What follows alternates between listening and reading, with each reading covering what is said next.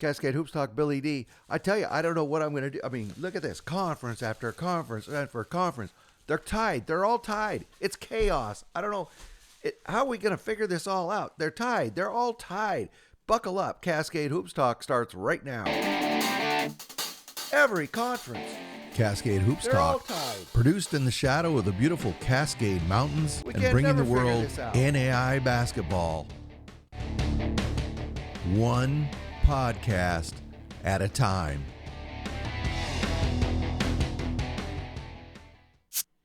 But of course, we will figure it out because there's tiebreakers and there's going to be heartbreakers. And I tell you, there might be an older guy than me that's seen more NAIA seasons, but I have never seen a season like this. Conference after conference is tied up. Let's start right at the top and move down. Let's go fairly quick. We got a lot to cover, and we also have Jared Jauch, head men's basketball coach, Huntington University. And you know why we have him on. And if you don't, you're listening to the wrong show. So Huntington went in and beat Grace College 72-65. The universe abhors an unbeaten team. I will stand by that. And Grace is just fine.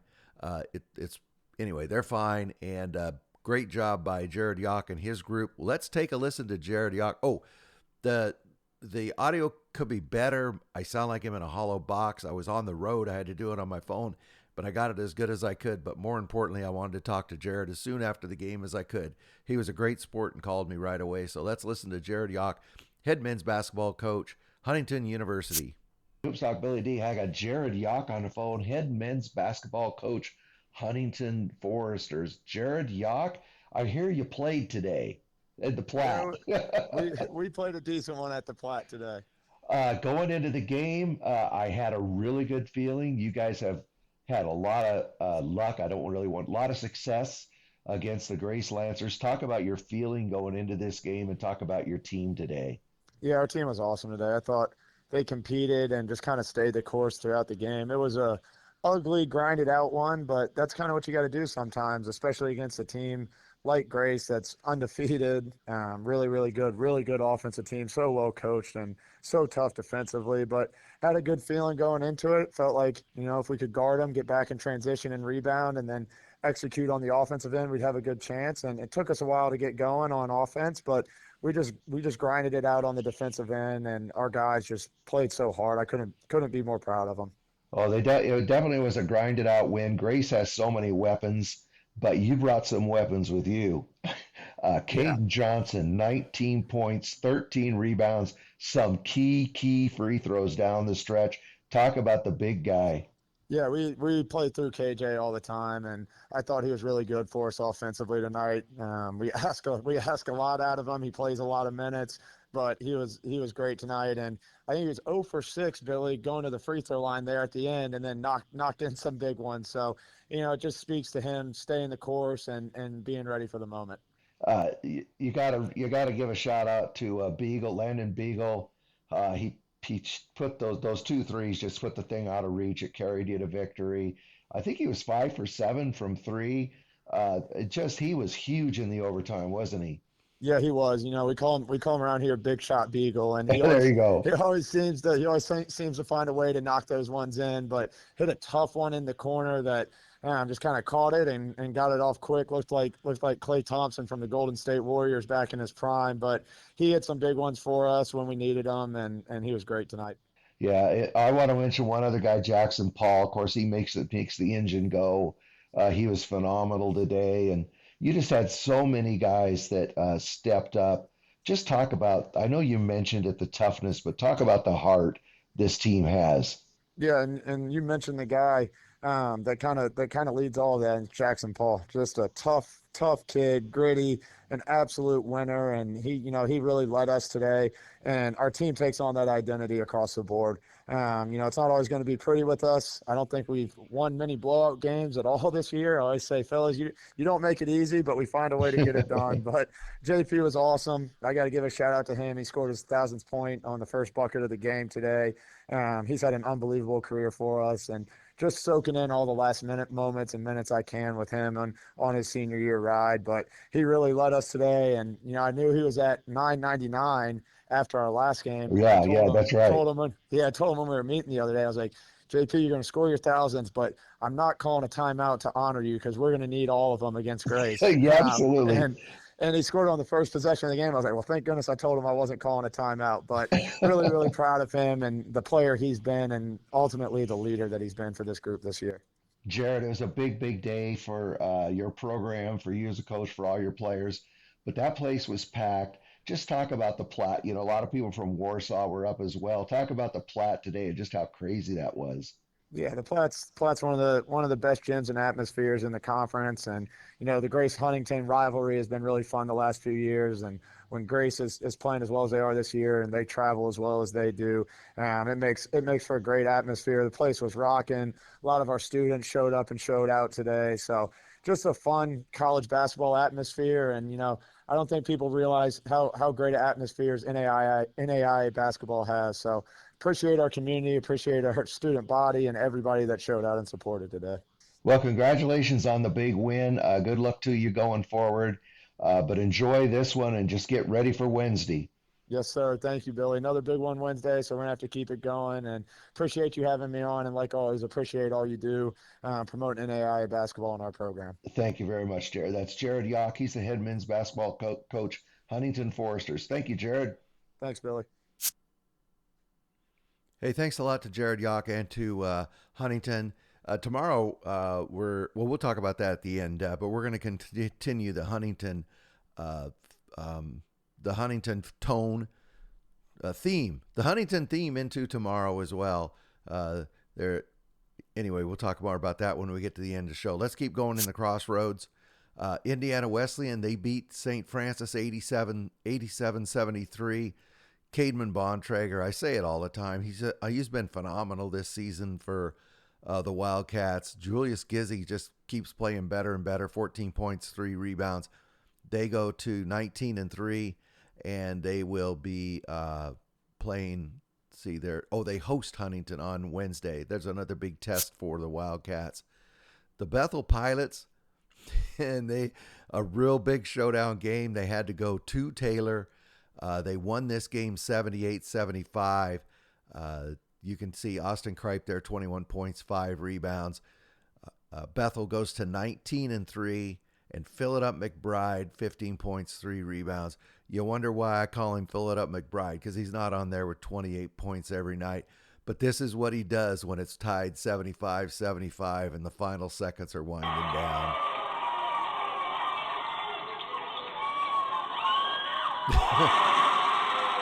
One more time.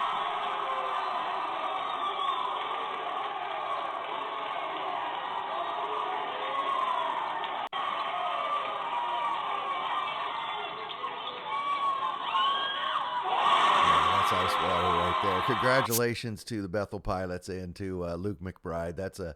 He'll never forget that shot in his whole life. So Taylor, they go to 16-6.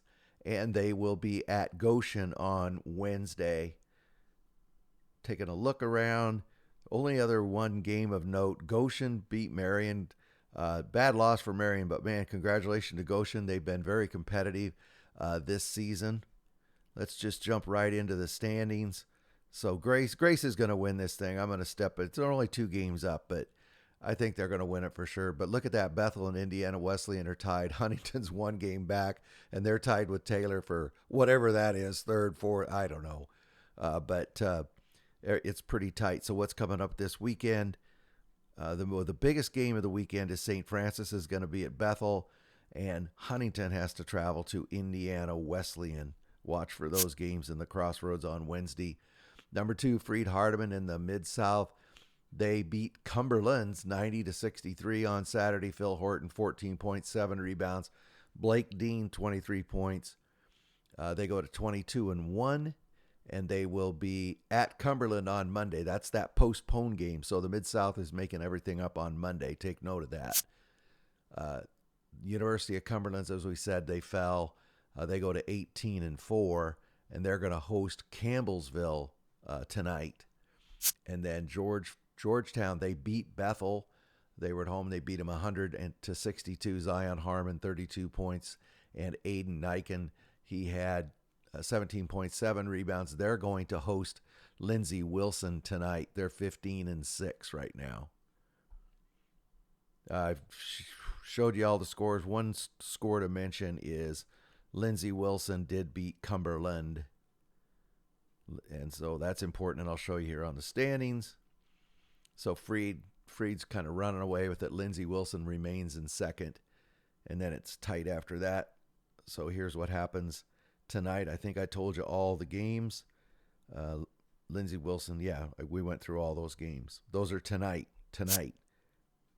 Oklahoma Wesleyan jump into the KCAC. They defeated Bethany by a lot.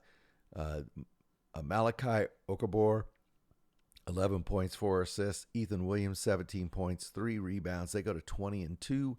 They're going to be at Southwestern on Wednesday. And Friends, they win again, 96-83 over Avila.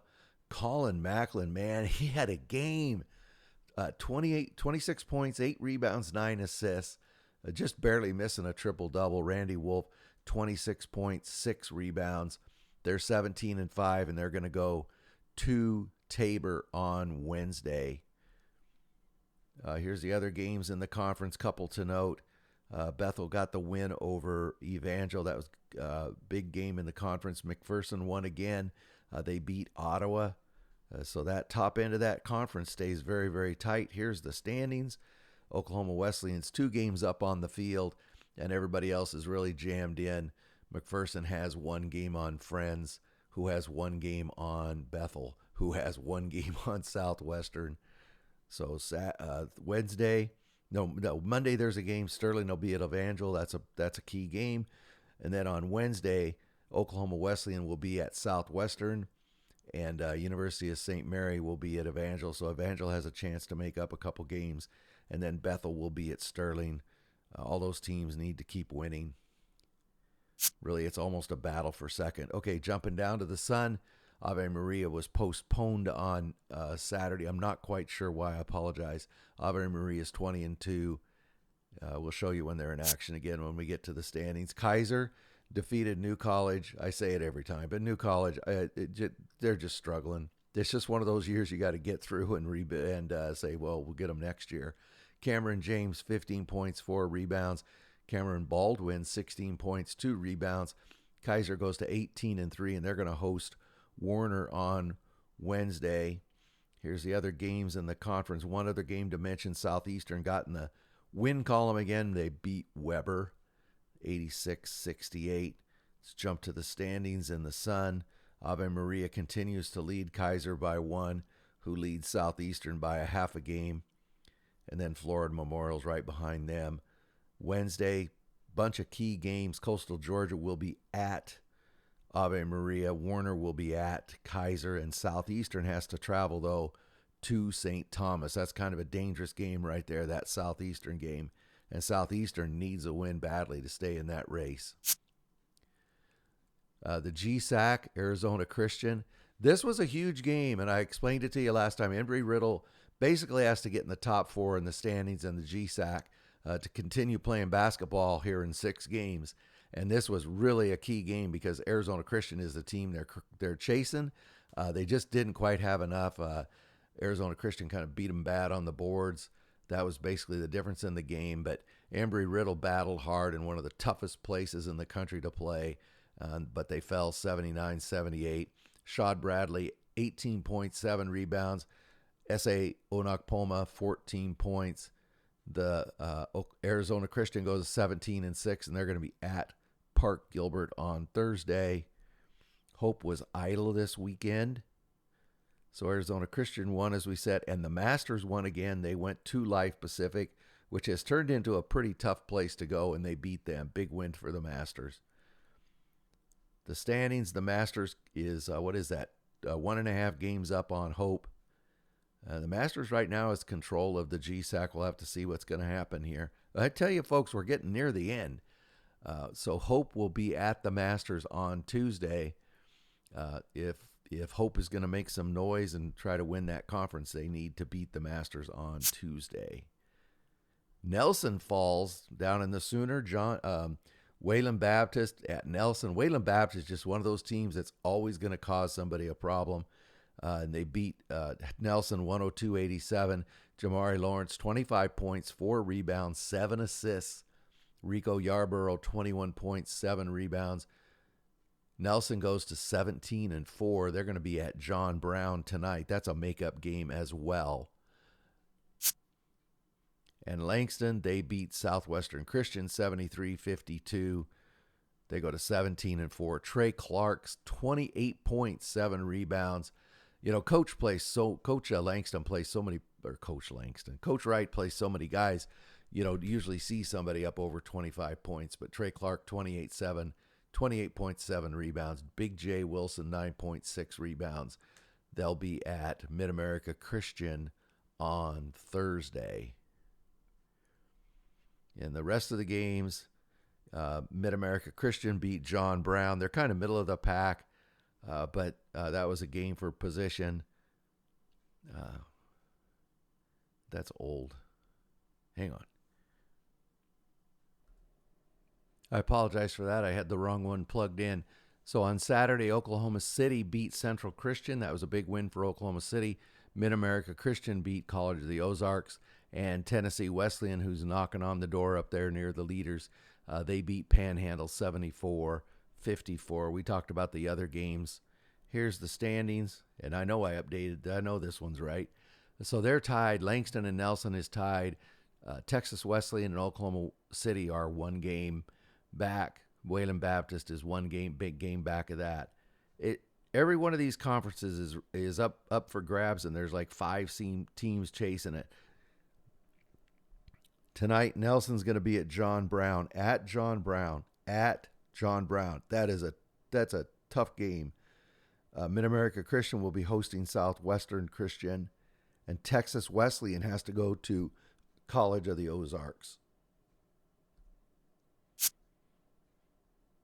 NAIA, Indiana Tech lost again. They lost to Defiance College in Fort Wayne, 78-75.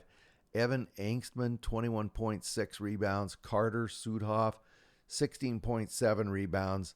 Indiana Tech goes to 16-5. I'll tell you what, the WAC is getting interesting. Let's look at the rest of the games. Cornerstone won again. Cornerstone got hot, but probably too late. Lords fell to Cleary. Cleary has been knocking people off like crazy. Indiana Tech lost, and Madonna, who needed a win, got the win. That's big in the standings. I'll show you. Madonna now has taken the lead in the WAC, and Lords could have hung on. They could have won to the second, but you got 3 teams there, and then Rochester Christian is lurking right there at 10-6. What's coming up on Wednesday? Indiana Tech has to go to Cleary, who have definitely been the giant killers here recently. Lords is at Rochester Christian, and Madonna has to go play Northwestern Ohio there at the Racers' place, and that's a tough place. They're a different team at home, so those are all tough games. In the, when I did the show the other day, I called this the River States. I apologize to the entire Red River Conference. It's Red River Conference. LSU Shreveport beat LSU Alexandria 89-80. Hayden Brittingham, 18 points, 9 rebounds. Emory and McDonald, 16 points, 8 rebounds.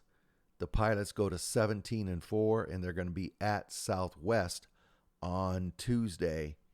Rest of the games in that conference, we already talked about Shreveport. UNT Dallas got the win over Xavier. Our Lady of the Lake wins again. They keep battling there. And Texas A&M Texarkana, they got a key win that they needed. They're also in the race. They have to keep winning as well. Here's the standings in that conference. Shreveport's up by, two and a half games over Alexandria. You can see Texarkana is trying to chase Alexandria, and Xavier's right there, and Our Lady of the Lake is knocking on the door as well. Let's look who's playing and what the deal is on Monday tonight. Our Lady of the Lake is at Southwest, and Texas A&M Texarkana will be at Jarvis Christian. And a trip into Jarvis Christian is also, that's no picnic either. And on Tuesday, Shreveport has to play Southwest. So the Red River is another one of those conferences that's definitely up for grabs. Columbia College got beat this week. this weekend on Saturday by Williams Baptist, 90-75. Dion Wesson, 72 points for Williams Baptist. Asim Lucky, 22 points, 8 rebounds. Columbia College, they go to 19-3, and they're going to host Hannibal LaGrange on Tuesday. You know, if you live down and they don't pack that gym down there, something's wrong. That's basically for all the marbles. So look at that. See, yeah, that's the big game played this weekend in the conference. Oh, I didn't even show. I'll show you real quick. Here's the rest of the games played. You can look at the scores. Okay, but here's the standings. This is what I wanted to get to. So Columbia and Hannibal LaGrange are tied. Williams Baptist is 1 game back. So here's the games. It's Tuesday night. I'm sorry, it's Tuesday night. Hannibal LaGrange will be at Columbia. Williams Baptist will be at Crowley's Ridge. And then Central Baptist at Mission. All these teams are playing for position, but these bottom 2 are very, very important. Those are all in the top 4. Takes us down to the Southern States. William Carey went to Dalton State and got beat. Road game. 100-82. Quaylen Pettis, 26 points, 10 rebounds, 7 assists. What a day, Quaylen Pettis. Omarion Smith, 18 points, 12 rebounds, a big double-double. So William Carey, they go to 20-2, and they're going to host Thomas on Thursday. Elsewhere in that conference, couple games of note. Faulkner beat Thomas, and Loyola beat Life. Life has fallen again. Loyola, big win for Loyola. Tough loss for Life. These guys do that East-West standings, if you remember. But Life is still in the hunt for the East. They're only 1 game out behind Bruton Parker. Dalton State, though, is right there, too, and a lot of people had counted them out, but they're 7-5. And in the West, William Carey and Faulkner, they're locked in a battle with Loyola. Here's the games coming up the next couple days. Blue Mountain is going to be at Bruton Parker. That's probably the most critical game in the next couple days, and then I think they play again on Thursday after those. Montana Tech, they had a rough weekend. They fell Friday at Carroll. Helena's a tough place to play. They fell 61-59. Isaiah Crane, 16 points, 4 rebounds. Kellen Harrison, 10 points, 4 rebounds. Montana Tech goes to 16-5 after that one. And then on Saturday, they go to Billings to play Rocky Mountain, and they fall 82-71. Omari Nesbitt, 24 points, 3 rebounds for the Grizzly Bears. And Carter McCoy, 18.7 rebounds. Montana Tech ends the weekend at 16-6, and they're going to host Dickinson State on Friday. Interesting weekend in the Frontier. It's a very, very large conference. This is Friday. Dakota State swept the weekend on the road. They beat Valley City and Mayville. Bellevue beat Mayville on Friday. We talked about Montana Tech. Rocky Mountain swept the weekend as well. We know they beat Montana Tech, but they also beat Montana Western. Let's look over at Saturday. Valley City got the win over Bellevue on Saturday, and we talked about that game. And Carroll swept. I mentioned they swept the weekend. They beat Montana Western on Saturday. Take a look at the standings. They're nothing like what everybody thought they were going to be. Let's just say that. So Rocky Mountain now is 1 game up on Bellevue, who is tied with Carroll for second. They are 2 games up on Dakota State. Montana Tech is in 5th place. And Montana Western is in, 6th place. I wouldn't have bet this was the way these standings were going to work out, but Rocky Mountain, Danny Neville's team is really, really starting to make some noise in the conference. On Friday, Rocky Mountain has to go to Dakota State. That is a brutal trip. Dickinson State will be at Montana Tech, and Carroll will be at Bellevue. That Bellevue-Dakota State trip is brutal. On Saturday, Rocky has to go to Bellevue, so they're going to play Dakota State and Bellevue, and Carroll does the same thing, kind of the travel partner thing. huge games in the Frontier. Keep track of those this weekend, that's for sure. Graceland, they beat William Woods Saturday, 81-60, 89-61. Micah Lamberth, 26.7 rebounds. And Rooney Hernandez, 14 points, 7 rebounds, and 7 assists. They go to 19-4, and they're going to host Benedictine on Saturday. Some other games in the heart. Missouri Valley won. These are teams all battling toward the top. Grandview won. William Penn won again at home, and Missouri Baptist went on the road to Mid-American Nazarene and got a win. Let's go to the standings. So Graceland continues to lead the conference by 1 game. William Penn's back 1. All these teams won, so nothing really moved. Missouri Valley's back, to 1.5 from them. So you can see basically it's about a 5-team race. So on Wednesday, Central Methodist will be at Missouri Valley. William Penn will host Grandview. That's a huge game. That's probably the biggest game in the conference on Wednesday. In the Cascade Conference, Oregon Tech fell to LC State on Friday in overtime, 82-78. John Lustig, he had 16 points, 5 rebounds. Dylan Scaife, he had 16 points, 4 assists. And then on Saturday, Oregon Tech played Walla Walla. They beat them by a lot, 116-69. Dakota Reber, 20 points, 2 rebounds in this game. And Jared Sucher, 24 points, 4 rebounds. He went 5 for 6 from 3. So Oregon Tech ends the weekend at 16-6, and they're going to be at Corbin on Friday. Here's the rest of the Cascade on Friday, Saturday. Bushnell lost to Northwest up in the Seattle area. That was the other big game on Friday. Big outcome, I should say. And then on Saturday, LC State, they swept the weekend in Oregon. That's a big deal. They beat Southern Oregon on Saturday, 73-70. Northwest swept the weekend in Seattle.